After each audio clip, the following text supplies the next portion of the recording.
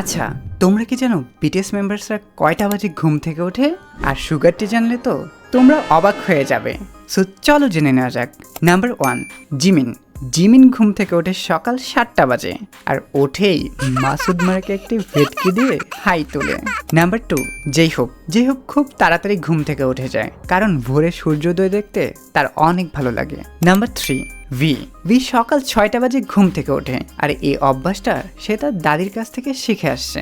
Number 4, RM ফজরের পরপর ঘুম থেকে উঠে যায় কারণ সূর্য ওঠার পর তার ঘুম ভাঙলে তার মাথা ব্যথা শুরু হয়ে যায়। নাম্বার 5, সুগা ঘুম থেকে উঠে সবার পরে সবাই তাকে ডাকতে ডাকতে হয়রান হয়ে যায়, অতপর তাকে টেনে ফ্লোরে নামাই ফেলে, তাও সে ঘুমাইতে থাকে কারণ ঘুম ছাড়া সে আর কিছুই বোঝে না। নাম্বার 6, জিনও তাড়াতাড়ি ঘুম থেকে উঠে যায় কারণ তাকে তাড়াতাড়ি নাস্তা করা লাগবে, সে তাড়াতাড়ি না খেলে তার মাথা কাজ করে না।